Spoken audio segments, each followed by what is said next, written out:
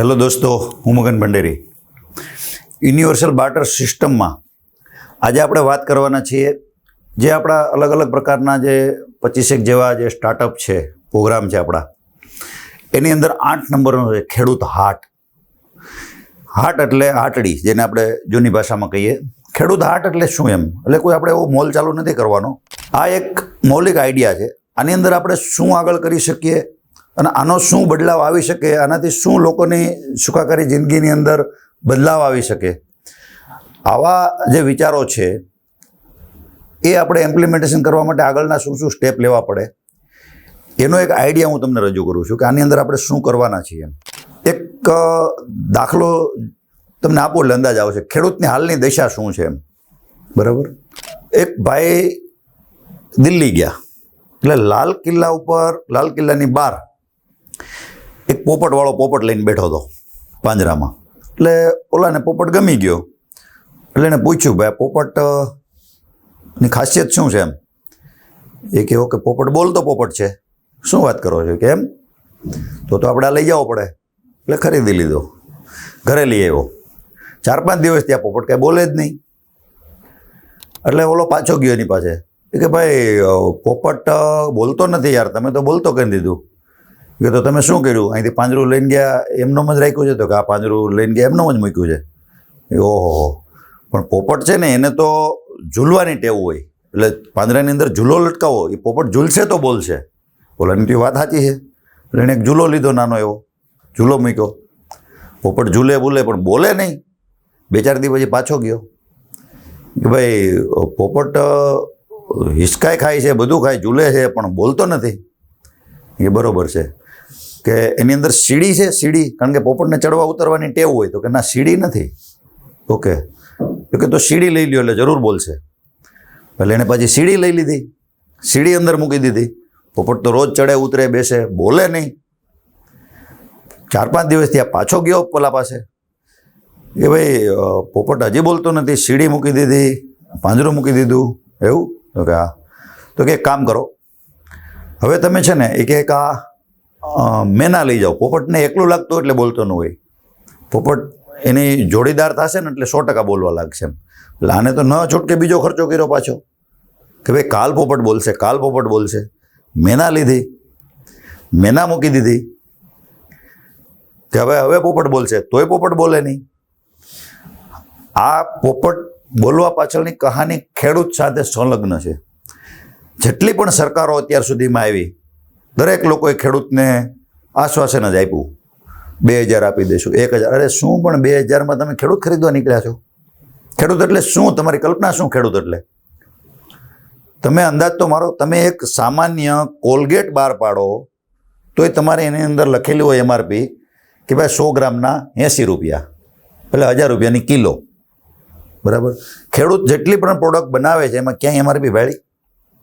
એને અધિકાર જ નથી આપવામાં આવ્યો ખેડૂતને કે તમારી MRP તમે નક્કી કરી ન શકો. તમારી MRP નક્કી કરવા માટે જે APMCના ખૂંધા વેપારીઓ છે એ નક્કી કરશે કે તમારા ઘઉંનો, તમારી ડુંગળીનો, તમારા કપાસનો, તમારી મગફળીનો શું ભાવ રાખવો.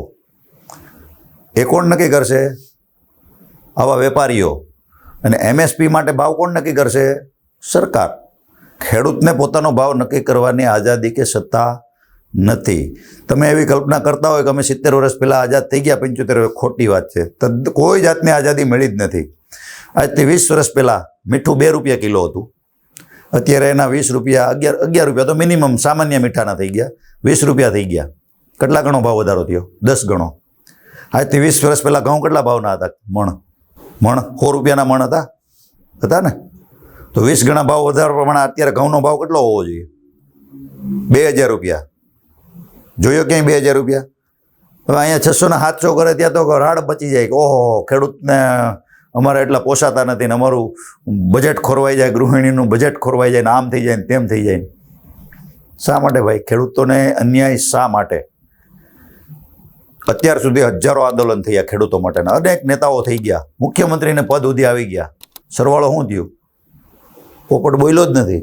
પોપટને એમ થતું હતું કે આજે હું મારા નેતાને આગળ વધારી દઉં, ધારાસભ્ય બનાવી દઉં એટલે અમારું કંઈ ખારું થાય. ધારાસભ્યમાંથી એને મંત્રી બનાવી દો, હવે કંઈક સારું થશે. મંત્રીમાંથી મુખ્યમંત્રી બનાવી દો, હવે સારું થશે. ચૌધરી ચરણસિંહ વડાપ્રધાન બનાવી દીધા, હું થયું સારું ભાઈ ખેડૂતોનું? કાંઈ નહીં. તો તમે વિચારો ને કે કંઈક સિસ્ટમમાં ક્યાંક લોચો છે. તમે આ બધુંય કરવા છતાં કાંઈ નથી થતું, એનો મતલબ શું? સિસ્ટમ ખોટી છે. તો હવે સિસ્ટમની બહાર કામ કરવું હોય તો શું થઈ શકે? એના માટે છે ખેડૂત હાટ. ખેડૂત હાટમાં શું કામ થશે? તમે એક એક્ઝામ્પલ આપો એટલે તમને ખ્યાલ આવશે તમારે આ માલ સાથે શું કરવામાં આવે. માનો કે તમે લીંબુના ખેડૂતો છો, લીંબુ ઉત્પાદન કરો છો ખેતીમાંથી. હવે તમારે માલ લઈ જાઓ એટલે તમે જે તે એપીએમસી માર્કેટ હોય, શાકભાજી માર્કેટ, એના વેપારીને તમે કહેવાના જ છો કે ભાઈ કાલે મારો એટલા બોરા માલ આવશે, એટલી ગાડી માલ આવશે. હવે એ લીંબુના વેપારી કેટલા હોય? આખા ઓલામાં 8 જણા. 8 જણાને ફોન આવ્યો હોય કે મારા ખેડૂત એટલા લાવવાના છે, મારા ખેડૂત એટલા લાવવાના છે. માનો કે એક્ઝામ્પલ તરીકે સુરતનું માર્કેટ છે શાકભાજીનું. હવે એને ખબર જ છે કે આખા સુરતમાં રોજના બરાબર 600 ટન લીંબુ જોઈએ છે. હવે આજે આ લોકોને કેવું થશે કે 600 ટન લીંબુની જરૂરિયાત તો છે જ એની. હવે 600 ટનમાં એ લોકો શું કરશે કે રેગ્યુલર ભાવ છે એનો 50 રૂપિયા કિલો. ઓકે, વેપારીઓ ચાલે જ છે. હવે બીજે દિવસે માનો કે કોઈ ખેડૂતનો માલ ઓછો આવવાનો છે, એ ખબર કોને છે? ખેડૂતને નથી ખબર. મેં લખાયો, બીજા 5 ખેડૂતો લખાયો બધા. હવે આજે માલ આવ્યો છે 300 ટન, જરૂરિયાત કેટલી છે? 600 ટનની. એ ખબર કોને છે? માત્ર એ વેપારી સિન્ડિકેટ હતી એને જ ખબર છે. એ લોકો રાત્રે નક્કી કરી લે છે ભાઈ કાલ તો 300 ટન માલ જ આવવાનો છે. ઓકે, તો શું કરવું? તો 300 ટન માલ છે તો આપણે ભાવ ડબલ કરી લ્યો. ખેડૂત તો પૂછશે કાલ શું ભાવ હતો? તો કાલ આ ભાવમાં વેચાણા. ઓકે, તો હું આવવા દઉં છું. ખેડૂત આવ્યો, એનો માલ લઈને વેચીને વયો ગયો. બીજે દિવસે જે ભાવ વધારાનો નફો લીધો એ કોણે લીધો? વેપારીઓએ. કારણ કે એણે એક જ દિવસમાં પૈસા કામે. તમે 3 મહિના 6 મહિના ભલે ને મહેનત કરી, તમારી મહેનતનું કાંઈ નથી, વેલ્યુ જ નથી ખેડૂતની. તો આ વસ્તુ જો ન થવા દેવી હોય તો આપણે સિસ્ટમ આપણી પોતાની બનાવવી પડે. આપણી સિસ્ટમ એટલે શું? ખેડૂત હાટ. ખેડૂત હાટમાં કેવું બનાવવાનું છે આપણે તમને મૌલિક આઈડિયા આપું. કોઈ પણ ગામ હોય ને, ગામ ત્યાં ઓછામાં ઓછા 5 થી 7 ખેડૂત એવા હોય જે લાખોપતિ તો હોય જ, હોય કે નહીં? હા. તો આવા ખેડૂતોને આપણે આપણા પ્રોજેક્ટની અંદર કન્વિન્સ કરવાના છે કે તમારા જ ગોડાઉનની અંદર કે તમારી જે આખી જગ્યાઓ છે ત્યાં દરેક ખેડૂત, આપણો જે ગામડાનો ખેડૂત છે એ ત્યાં રજીસ્ટર થશે. એની એક પાસબુક બનશે ડિજિટલાઇઝ. અને આ જ ગામના જે યુવાનો છે, યુવતીઓ છે, જે ભણેલા ગણેલા છે, કંઈક કરવા માંગે છે, બરાબર, એવા લોકોને આ ટીમમાં સામેલ કરશું આપણે ખેડૂત હાટની. આ લોકો શું કરશે? પોતાનો માલ જે એપીએમસીમાં વેચવા જાય ત્યાં નહીં જાય. હવે માનો કે એને કપાસ કે સિંગનો પેદાવાર થયો છે, એની પાસે 100 મણ સિંગ છે, તો એ શું કરશે? આપણા હાટની અંદર જમા કરી દેશે. વેચશે નહીં, યાદ રાખજો, વેચવાનું નથી, જમા કરશે. જમા કર્યો એટલે કે એની વેલ્યુ આવી ગઈ કે આજની તારીખ પ્રમાણે આ 1000 રૂપિયા મણ છે, તો આનો 100 મણનો ભાવ 1 લાખ રૂપિયા થઈ ગયો. તો હવે એમાંથી એને ઇન્સ્ટન્ટલી કેટલી જરૂર છે? તો કે ભાઈ અત્યારે છોકરીના લગ્ન છે અથવા સગાઈ છે, સમજો ને, અથવા છોકરાની સ્કૂલ ફી ભરવાની, તો 50,000ની જરૂર છે. તો એની જે ડિજિટલ પાસબુક છે એની અંદરથી 50,000નો ઉપાડ કરશે. માલ તો બધો એણે ત્યાં આપી દીધો છે. ઓકે, આવો બધો માલ જે જમા થશે ને આ બધા ખેડૂતોનો, એ બધો રાખશે કોણ? આવા જે પૈસાવાળા ખેડૂતો છે. એને ક્યાંય બહાર ધંધો કરવાની જરૂર નથી. એના છોકરાઓ માટે આ ધંધો થઈ ગયો એક જાતનો. હવે જે સમય આવે એટલે આપણે એની અંદર, એ ગામની અંદર એક પ્રોસેસિંગ યુનિટ લગાવશું. એના માટે બધી બેન્કો તૈયાર છે લોન આપવા. અમારા બેહાફ ઉપર અમે પણ તમને ક્રેડિટ લાઈન આપી શકીએ. ખેડૂત હાટ શું કરશે? કોઈ દિવસ પ્રોસેસ કર્યા વગરનો માલ વેચશે નહીં.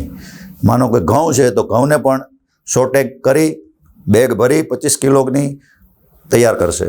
એવી જ રીતના સિંગ તેલ બધું તૈયાર કરશે. જે વેપારીને જરૂર હોય એ આપણે ત્યાં લેવા આવશે. શું કામ? કારણ કે તમને ખબર છે કે તમારે જો ખેડૂતને કોઈ પણ વસ્તુ લેવી હોય, ખાતર, દવા, બિયારણ, કાંઈ પણ વસ્તુ, તો તમારે તો લોકોને બધું જીએસટી સાથેનું દેવું જ પડે. તો તમારા માલમાં તમે જીએસટી કેમ લઈ નથી શકતા? કારણ કે તમને એવું નવું કેસેટ આપી દેવામાં આવી છે કે ખેડૂતને જીએસટી ભરવાની જરૂર નથી, ખેડૂતને કોઈ ટેક્સ નહીં લાગવું પડે. તો અરે લાગુ નથી કરવો તેનો મતલબ શોષણ કરવાનું. ખેડૂતનું શોષણ નથી કરવું, અમે ટેક્સ ભરવા તૈયાર છીએ. તમે ટેક્સ કોણ ભરે છે હકીકત? એટલું કલ્પના કરો. હવે આજે હું જ છું, હું કોઈ પણ વસ્તુ લેવા ગયો તો વેપારી ટેક્સ ભરે છે મારો? નથી ભરતો. ટેક્સ તો હું જ ભરું છું, એન્ડ કસ્ટમર. તો ખેડૂતને ક્યાં ભરવાનો આવે? પેકિંગ કરીને મૂકો ભાઈ ખેડૂતો આપણે. આપણે માની લો કે 25 કિલોનું પેકિંગ કર્યું ઘઉંનું, એટલે આપણે ઉપર એનો જીએસટી લાગી જવાનો. જીએસટી લગાડી દો, આપણને શું ફરક પડવાનો? એમઆરપી આપણી લાગી ગઈ, જીએસટી લાગી ગયો. જીએસટી કોણ લેશે? જેને ઘઉં ખાવા છે એ. જો એ જીએસટી ભરશે તો જ એ ખેડૂતોને કહેશે કે આ ખોટું થઈ રહ્યું છે, આ સિસ્ટમમાં ભૂલ છે. બાકી કોઈ કહેવાનું નથી. બાકી આપણે રાહત જોવાની છે. પોપટ ક્યારે બોલશે? પોપટ જિંદગીમાં બોલવાનો નથી. એને ગમે એટલું તમે આપી દેશો, કંઈ નથી થવાનું. એટલે આપણે જ જાગૃત થવું પડશે. જો ખેડૂતો માટે આ આઈડિયા એના માટે છે કે ભાઈ આપણો પોતાનો માલ છે. આપણે જ હવે તમે કલ્પના કરો ખાલી કે આવા 18,000 ગામડા છે. દરેક ગામડાની અંદર આવા પૈસાવાળા લોકો છે. ખાલી 2 વર્ષ માટે માલ બધો બ્રેક કરી દો. 2 જ વર્ષ કોઈ વસ્તુ વેચવી નહીં, બધું ગોડાઉનમાં પેકિંગ થઈને પડ્યું રહી. હાલો શું થાય? જેને લેવું હોય વેપારીને, એને આપણા ભાવથી જ અહીંયા લેવા આવવું પડે. તો હું દશા શું થાય વિચારો તમે. સરકાર હલબલી જાય. આપણે એમએસપીમાં નથી દેવા જવું. આપણે મૂળ તો જરૂરિયાત એટલી જ છે ને, એટલા પૈસા જરૂર આપણને આપણું ગામ મદદ એકબીજા હેલ્પ કરશું. અને એ મફત નથી કરવાની. એનો માલ આપણા ગોડાઉનમાં જમા લઈને એને પૈસા દેવાના છે. અને એમાંય આપણે પૈસા કમાવાના. સારા ભાવમાં તમે પ્રોસેસિંગ કરીને વેચશો તો એ નફો મળશે. એમાં જે ખેડૂત છે એને પૈસા મળશે, ને જેણે પૈસા રોક્યા છે એને મળવાના છે, જેની ઘરે છે એને. અને આ બધું કરવામાં જે કાંઈ યુનિટ લાગ્યું એમાં હજારો લોકોને રોજગારી મળવાની છે. એના ગામના જ 10 લોકો ટીમમાં કામ કરતા છે, એને રોજગારી મળશે. ગામમાં રોજગાર. બરાબર. અબજો કરોડો રૂપિયાનો બિઝનેસ છે. બરાબર. હવે તમે વિચારો કે ભાઈ તમારો માલ તમે જે ગોડાઉનમાં આપો છો એ જ લોકોની પાસે બધું દવા બિયારણ ખાતર હોય, તો તમારા માલની ક્રેડિટમાં જ તમે એ પૈસાના એડવાન્સ મતલબ જમા તમારા થઈ ગયેલા છે, તો તમે આવતી સિઝનનું દવા બિયારણ ખાતર પણ લઈ શકો. એટલે તમારે કોઈની મોતાજી કરવાની જરૂર નથી. હવે ગરીબ ખેડૂત હોય એ 1-1 કલાક સુધી હેઠો બેસી અને દુકાનવાળાને વિનંતી કરતો હોય, ભાઈ આવતી કિલો 100% આપી દઈશ, આ વખતે મારે વરસ સારું નથી, એમ કરીને એ ઉધારમાં માલ લેવા માટે આજીજીને કરગરી કરતો હોય. આપણે એમ કહીએ કે 70 વર્ષ થઈ ગયા, આઝાદ થઈ ગયું, ભારત આગળ. ખોટી વાત છે. ભારત કોઈ જ્યાં સુધી આપણો ખેડૂત તાકાતથી સમાનથી જીવતો નહીં થાય, જ્યાં સુધી એને ભાઈ બાપલિયાને હાથ જોડવાના રહેતા હશે, ત્યાં સુધી તમે કલ્પના જ નહીં કરતા કે અમે આઝાદ થઈ ગયા છીએ. એમ છે જ નહીં. સિસ્ટમે તમને આઝાદ થવા જ નથી દીધા. જ્યાં સુધી તમે સિસ્ટમનો ઓપ્શન નહીં બનાવી લ્યો ત્યાં સુધી તમે આઝાદ નથી. આપણે સરકારની પરિભાષામાં રહીને આ સિસ્ટમ બનાવવા માંગીએ છીએ. સરકાર જીએસટી લેવો હોય તો લઈ લે, અમને કોઈ પ્રોબ્લેમ નથી. અમે અમારા ભાવથી વેચશું. અમારો ભાવ કોઈ વેપારી કે ખેડૂત, કોઈ વેપારી કે સરકાર નક્કી નહીં કરે, ખેડૂત જ નક્કી કરશે. અમારો ભાવ અમે ખેડૂત છીએ, અમે નક્કી કરશું. આજે હું પોતે માની લો કે એક નાનો એવો સાબુ બહાર પાડતો હોય વેપારી તરીકે, તો મને અધિકાર છે મારી એમઆરપી લખવાનો. તો દિવસ રાત ઠંડી તડકો ટાઢ સહન કરી અને જે વ્યક્તિ આટલી પેદાવાર કરે છે એને અધિકાર કેમ નથી એમાં એમઆરપી બનાવવાનો? તમે એમ કહેતા હોય કે ભાઈ ખેડૂતને ખર્ચો હું, તમે ખાલી એક કામ કરો, કોઈ પણ જે અધિકારી હોય ને, આઈએએસ કક્ષાનો અધિકારી, ક્લાસ 1 ઓફિસર, એને ખાલી એમ જ કહેવાનું, એક રાત ઠંડીમાં તારે પાણી વાળવાનું. એક જ રાત ખાલી. આપણે તો 3 મહિના પાણી વાળીએ આખો પાક તૈયાર કરવાનો. એક રાત પાણી વાળવાનું છે ઉઘાડા પગે. બરાબર. અને એના તને કેટલા રૂપિયા જોઈએ ખાલી જોઈને કહેવાનું. હવે એક રાત એ પાણી વાળે તો કેટલા રૂપિયા લે આપણી પાસે? એક્ઝામ્પલ તરીકે 200 રૂપિયા લે રાત પાણી વાળવાના, કે 300 રૂપિયા લે કે 400, જે લેતો હોય. હાલો 300 લે એમ માની લ્યો, તો મહિનાના કેટલા થયા? 9,000. 3 મહિનાના તો 30,000. હવે આ ખેડૂતનો પગાર તો આપણે ગણતા નથી. આપણે સીધી એમઆરપી લખીએ કે ભાઈ 600 રૂપિયામાં ઘઉં મળે તો જ આપણે લેવા છે. આપણે 1,000 રૂપિયા દેવા તૈયાર નથી. શા માટે? ખેડૂતની જે મહેનત છે એ ગણવાની જ નહીં એમઆરપીમાં, ગણવાની ને. તો ખેડૂતોને થોડોક લાભ થાય. અને ખેડૂત હાટ આપણે એક એવી સુવિધા બનાવવા માંગીએ છીએ કે આપણે લોકોની ગુલામી ન કરવી પડે ખેડૂતોને. ફ્યુચરની અંદર જે જરૂરિયાતમંદ લોકો છે એ આપણી ઉપર ડિપેન્ડેડ હોવો જોઈએ. અત્યારે શું છે? ઊંધું છે. ખેડૂત ડિપેન્ડેડ છે સરકાર ઉપર, બીજા ઉપર, ઓલા ઉપર. બરાબર. આવું નથી થવા દેવું. એટલા માટે આપણે આની શરૂઆત અત્યારથી જ આપણે કરવી પડશે. તો જ આપણે એને 2 વર્ષ 3 વર્ષ 5 વર્ષની અંદર આપણે આ વસ્તુ રિયલાઇઝ કરીને લોકોને દેખાડી શકશું કે ખેડૂત હાટ હકીકત શું છે. ટૂંકમાં આખો એક સ્માર્ટ પ્રોજેક્ટ છે આ, જેની અંદર આજે એક તૈયારી કરીને માનો 5 ખેડૂતોએ માલ આપ્યો ને કમાણા, તો 2 વર્ષ પછી તમારે કોઈને કહેવા જવાની જરૂર નથી. એ લોકો બધા એનો માલ ત્યાં જ આપી દેશે. બરાબર. એટલે સારી એવી વાત છે. આમાં કોઈને પણ કંઈ સૂચન હોય અથવા તો કોઈની પાસે કોઈ નવો આઈડિયા છે આની અંદર કંઈક સારું થઈ શકે એવો, તો અમારો બેશક કોન્ટેક્ટ કરો. જય હિન્દ, જય ભારત.